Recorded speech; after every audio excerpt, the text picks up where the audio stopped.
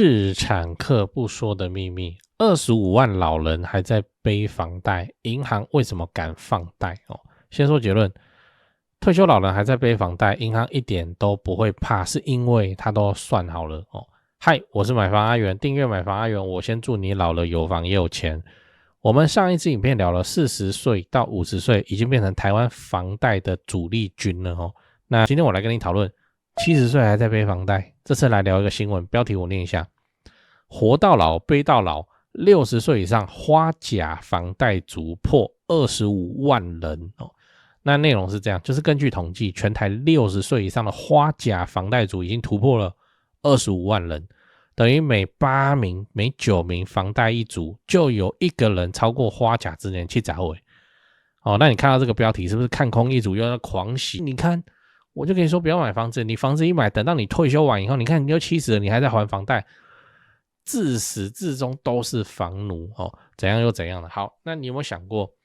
杨金龙杨总裁他会不知道这件事情吗？他盯房市盯得那么紧，也没看出台一个什么反正超过60岁我就不给你生贷房贷的政策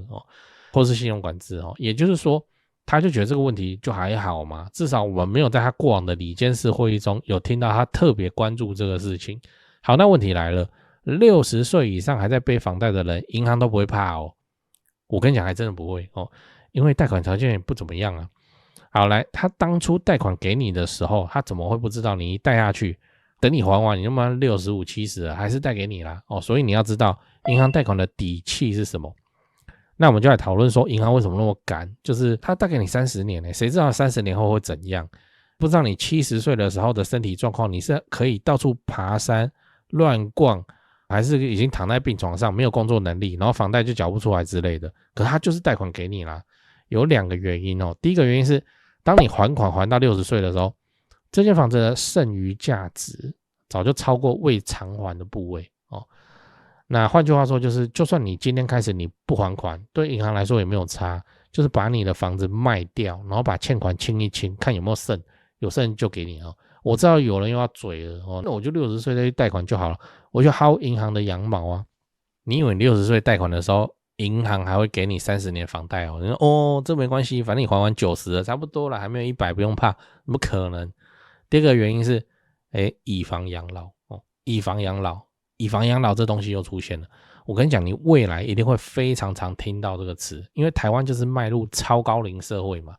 以房养老会是未来支撑房市非常重要的政策。那为什么会讲到以房养老因为就算等你到退休，你房贷都还没还完，还是可以申请，你知道吗？就你有房贷的房子是可以申请以房养老的你看这个新闻标题，有房贷也能以房养老，律师揭秘掌握房屋残值是关键他怎么会找律师？他应该找代书啊。来，你在申办以房养老的时候，银行看的是房屋的剩余价值，这意思是什么？就是银行会去看说你这间房子扣掉还没缴完的房贷以后还剩多少钱，然后衡量给你说要贷多少钱。就算你真的退休了，没有退休金来还房贷也还好，也没关系，你只要之前的房贷都准时缴是可以发动以房养老的，让房子继续把你就是养你的下半辈子，怎么养到挂当然我讲的是现代版本最后你要知道以房养老的限制是什么，然后我们也补充一下以房养老的两个细节第一个，我现在参考的是玉山银行玉山银行的以房养老专案。我先说这类的专案我刚刚我强调的是现在版本，这以后一定会改的，一定会改，绝对会改信用管制都可以这样一直改了，以房养老怎么可能不改？以后还会改的，只是说现代版本。为什么以后一定会改？现在还好了，是因为现在包含之前申请的人就没有很多啊。但是怎样？你看这个标题，2025年以房养老件数与核贷金额皆创新高，意思是今年开始越来越多人申请了，而且我告诉你，以后你每年都是申请的件数都是创新高的，一年比一年还多，所以审核条件到时候一定也会怎样，叫滚动式调整的嘛。好，那我先讲现在的版本你要注意的事情，你看我框起来的2个地方，第一个框框贷款额度，最高以本行房屋建价金额的60%为原则，意思是说我就没有要全部贷给你，风险太高了。这里又会触发一个问题你55岁你才申请房贷然后不小心给你8成我们刚才有讲，他会去算房屋的剩余价值嘛？啊，他一算，啊靠北，你才去贷8成而已，现在你又要以房养老哦，要我贷6成给你，我扣一扣，你剩余价值是负的呢。啊，不好意思，塞拉拉，拜拜哦，就这样。所以说，你太晚买房，你就会无法申请到以房养老。然后你看第二个框框，贷款期间最长30年，两个条件哦，年龄加贷款期间大于等于90，屋龄加贷款期间小于等于60，这一点很重要哦。屋龄哦，屋龄都被拿出来哦。你想说，哎呀，就是老房子有可能变成新房子，都跟嘛。哦，这个老酒越陈越香不嘞，人家看屋龄呢。哦，这一点很重要。你刚才你说你可以贷款30年嘛，哦，然后屋龄加年限要小于60嘛，这意思是什么？就是你要拿来贷款的这间房子申请的时候，屋龄不可以超过30年了。如果你身上有30年房贷的话，那是不是搞得很多那种老公寓很可能就居了？除非你早年买哦，那你要做以房养老就很简单。你也可以算一下你手上的房子，等到你未来要发动所谓的以房养老的时候，你会不会超过这个上限？这很好算啊，你就看说你几岁的时候你想要发动，然后到时候你贷款剩几年哦，就这样。我也建议你不要踩的那么硬，因为现在的标准是60，未来可能会变多少？他不想要承办这种案子，他就把你60变成55啊，就变成50啊，哦，然后呢，申办的件数就会维持在一定的量哦，啊，实际上看起来是需求变多，可是通道还是一样哦。台湾的老人只会越来越多而已，蛋黄区的房子也只会越来越老而已哦，所以申请的条件会怎样？越来越严格。讲完了，今天我跟你聊了70岁还在背房贷的议题哦，那我为你分析了银行为什么敢让你贷款哦70岁，原因是房屋的价值哦会早就超过剩下贷款的额度，就涨那么久了哦。所以他把你的房子哦真的有问题的话，就把它卖掉哦，法拍掉就好，甚至不用走到法拍，银拍掉就可以了。银行的银哦，银拍掉就可以了。以及未来台湾将大力推动所谓的以房养老政策，申请以房养老还是有很多条件跟限制，例如贷款额度上限就是房屋建价的60%，建价哦，不是你觉得多少钱哦，不是你邻居卖多少你就是多少哦，是银行的建价哦，这建价可以操作，他觉得你不稳，怪怪的，他的建价很低，他说有啊，我都有照规矩，我放给你6成啊，可是建价就不高嘛。然后再来是屋龄加贷款年限不能超过60年等等的条件，所以结论就是你高龄还背房贷，你看似压力很大，但是只要做好规划，你就及早买房就对了哦，趁早买房，稳定还款，未来你要发动以房养老应该没有太大的问题，会变成你退休生活哦，甚至已经在长照的重要支柱。最后我想问你，你认为以房养老会成为未来银行的主力贷款业务吗？会，因为老人超多哦，老人跟老房子那么多。B 不会，因为老人超保守，他们就是讨厌银行，他不想要欠银行的钱哦，欠到挂。C 会，因为我也想要去办。在讲八卦之前来点干货，很多朋友会问我说：“阿元，你房地产做这么久，有没有口袋名单啊？”这不就来了吗？扫一下这个 QR code， 我有的牌都在这里了。进去先点影片看我介绍，让你心里有个底哦，然后就可以直接加他们的 LINE 了。买卖房子，台北找销店，高雄找林店，美术之星，这2位都是我的大前辈，我有问题也是直接问他们，你就直接敲就对了。如果你双北要装潢汉一室内装修嘛，很多观众朋友合作以后都觉得很满意。那如果遇到了法律上的问题，有顶尖律师可以帮助你。好啦，我有的资源都给你了，你有需要你就大方用，不用客气。最后我要请你支持我，加入我的频道会员，每个月250块钱，直接抄我做好的重大建设功课。高雄自产哦，老会员都跟超过1年了，没料的话大家早就跑了。最后也不要忘了哦，帮我按下订阅按钮。YouTube 的后台哦跟我说有 74% 的观众还没订阅，这样都能超过5万人支持。如果你还没订阅，麻烦先按一下哦。买房阿元 logo 旁边那个可爱的按钮，对，点下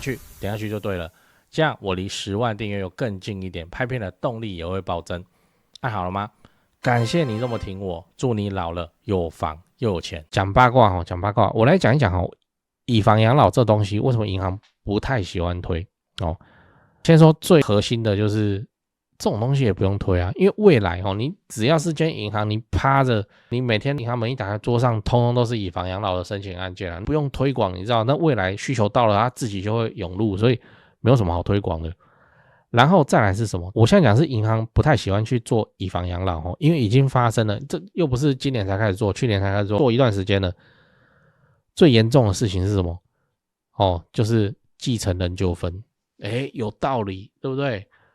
很多小孩子平常就每天在奉养父母的嘛，等到父母过世了以后，他就发现说，我房子我要拿呢，我要卖呢，我要继续去匪类呢，结果怎么房子抵押给银行，就会跑来银行闹事然后直接控诉银行欺骗老人、趁人之危，法律诉讼一大堆。你说会不会发生？一定会发生，已经发生了以那个，你不要说去酸人家还是怎么样，就是今天都盘算的好好的，就突然发现，没有，我爸妈早就背着我怎样呢？我要拿那间房子的呢，结果我们先告再说不就是这样？然后再来是法拍的难度会很高因为以房养老老人普遍有个心态，你想说他90几岁，然后以房养老30年也到期，好啊好，没关系，没这代志。以房养老现在大概台多的是怎样，就是办好你啦就放给你啦，他就会选一间房子来干嘛？来做牺牲大。我这间房子我就去做以房养老，然后之后会怎样？我管他了，这间房子最后就送给银行也没差了的这种情况，所以他有可能会怎样？有可能会在房子里面住到挂以后，好，那银行要去处理。如果他儿子女儿没处理，那就是银行要去处理。银行要处理什么？处理就是什么？邻居说好几天没有看到他了，臭臭的之类的事情。你看这有多麻烦？我是银行呢，怎么我搞成这样这不是我的专业。然后这个以房养老，你说很多才建价6成，我去做首购都8成，我硬生生多2成的这个总贷款数字的业绩，我干嘛去做以房养老？很麻烦啊。然后再来是业务不喜欢推，要推个屁，除非有政策目标的有政策指标要达成的那种公股银行讲到这里又要讲台企银，台湾中小企业银行，台企银你才要讲有点衰，就是这边清创贷款最高100万之类的，这种小凤凰贷什么50万，你每一笔贷款你要做的东西，什么 KYC 等等资料报告厚一叠就50万，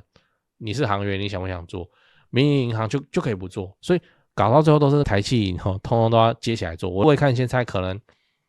到时候这个东西以房养老，你又要去找台企银了。好，这种它就叫台湾中小企业银行，然后你不办青年创业贷款，怎么讲得过去？我查到的是说，这种以房养老贷款的流程很复杂比一般的房贷复杂非常多倍，